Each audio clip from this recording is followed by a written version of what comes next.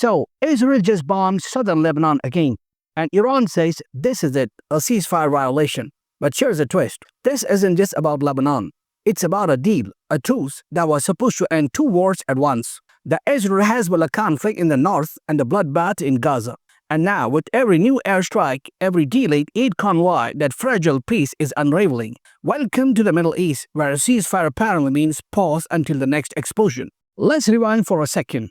Last November, after a brutal year-long conflict, Israel and Hezbollah finally agreed to a ceasefire. It was a rare moment when everyone just stopped. France and the US acted as guarantors, basically the referees of this uneasy truce. The deal was simple on paper. Israel stops airstrikes on Lebanese territory.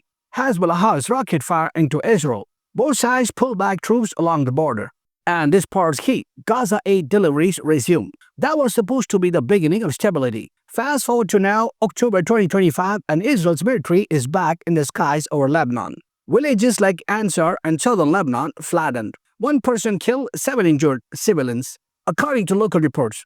And Iran absolutely livid. Iran's foreign ministry spokesman Ismail Baghei called the strikes a clear violation of Lebanon's sovereignty and territorial integrity. In other words, you don't get to sign a peace deal, bomb your neighbor, and call it self-defense. Baghei didn't stop there. He accused the US and France, the guarantors of appeasement. Translation: you're letting Israel do whatever it wants. Now, Israel claims it's targeting Hezbollah and allied groups. But when your missiles hit a cement factory, it's hard to call that a military victory. Lebanon's president, Joseph Aoun, said it bluntly, these are civilian targets. And he's not wrong. Ansar, the site of the latest bombing, is in some secret Hezbollah base. It's a working-class village trying to rebuild after last year's chaos. So, what's actually going on? Since the ceasefire, Lebanon's been under international pressure to disarm Hezbollah. That's a big deal, because Hezbollah is not just a militia, it's practically part of the state. They have seats in parliament, control in parts of the south, and influence over security policy. In August, the Lebanese government, desperate for Western aid, announced they'd start disarming Hezbollah by the end of this year. But Hezbollah's leader, Naim Qassem, basically said, over my dead body. He called it foreign blackmail and said Lebanon's defense is non-negotiable. Let's not forget, Hezbollah is still licking its wounds. The group lost thousands of fighters in last year's war. Not to mention its longtime ally Bashar al-Assad in Syria was overthrown. Yeah, that's right, the Syrian civil war ended with Assad gone. For Hezbollah, that's like losing a quarterback mid-game. And just when Lebanon started stabilizing, Israeli drones started buzzing over the border again. Meanwhile, Iran's had its own problems. Earlier this year, Israel and the US jointly struck Iranian nuclear sites in a 12-day conflict that Tehran hasn't forgotten. Those strikes crippled some of Iran's uranium enrichment facilities and killed dozens of Revolutionary Guard personnel. So when Israel now bombs Lebanese villages and Tehran sees France and Washington staying silent, it's not just about Lebanon, it's personal. Iran used this as part of a pattern. Israel tests red lines and the West looks the other way. And let's not ignore the other side of the story, Gaza. Part of the ceasefire deal last year was supposed to ensure unrestricted humanitarian aid for Palestinians. But guess what? Israel's been delaying that too. Aid trucks pile up at Rafah while food prices skyrocket in Gaza. The UN says over half the population is malnourished. So yes, technically there is a ceasefire.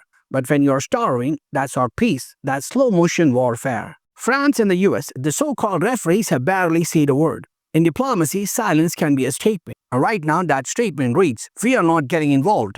But here's the irony. Both these countries had brokered the truce. They stood in front of cameras last year, praising it as a breakthrough for regional peace. Now the same ceasefire is burning, and nobody's putting out the fire.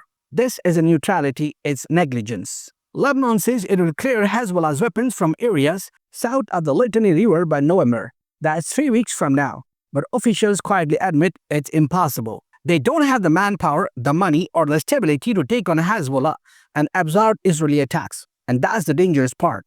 Because when weak states try to enforce strong promises, the result is chaos. We have seen this movie before. In Iraq, in Syria, in Yemen. The script never changes. Ceasefire, violation, retaliation, collapse. So what does Iran's statement really mean?